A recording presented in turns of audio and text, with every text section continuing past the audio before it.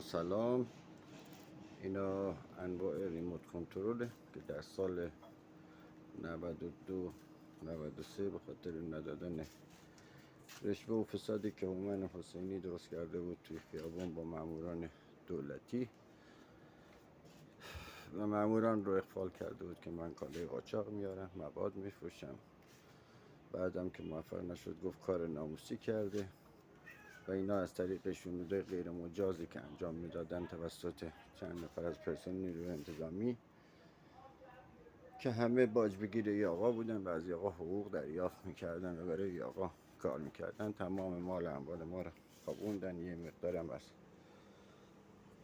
خونم دزدی کردن و تمام زندگی ما رو فلج کردن. تلفن‌های ثابت و مغازه رو شنود میکردن از طریق باکس‌های کنار خیابون و به تلفن‌های آقا متصل بود. یا آقا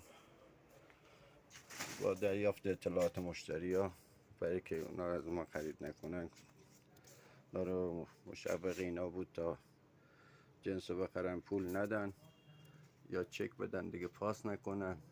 بعضی هم که فشار می آورد اینا هم توسط آقای روشندل همسایه بغلی که سقفشو بنایی میکنه، تمام دیوار ما رو خراب میکنه و متاسفانه همونطور ول میکنه میره و بارون باعث شد که کلی از این جنس هم زیر آب بره.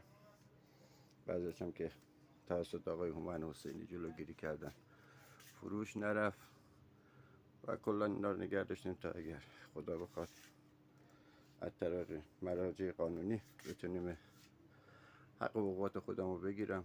با توجه به اینکه تو فساد آقا شرکت نکردم و بیش از چندین نفر از خانواده منو در اینجا و اصفهان و نجف آباد هم از دوستانمون هم از اقوام رو متاسفانه آسیب جانی و مالی و زیادی زدن و هر کس هم که وارد بشه متاسفانه اینا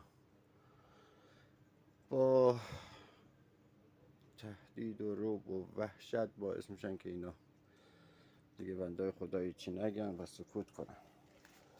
امیدوارم که این کلیپ من به دست مراجع قانونی برسه و نسبت به این موضوع اقدام کنیم. بعد هم که متوجه بشن که طرفداری از نظام میکنه که بیشتر بهش آسیب میزنن و مال اموالش رو میبرن ازش. در صورت این با که من خیلی از جنسام مجبور شدم در اینجا جا نداشتم به جای دیگه گذاشتم، دادم دستی که دوستان نکا و عرضم به حضورتون هر گونه اتفاقی برای من، خانواده‌ام، بستگان من که میفته از کانال شنوده یک انجام میشه و این موضوع از سال 92 و 93 در دولت آقای روحانی صورت میگیره. و تواصل بالحق و تواصل بالصبر. انشالله که خداوند از حق ما نگذره و امیدواریم که دولت هم از حقوق ما دفاع کنه. متشکرم و خداحافظ.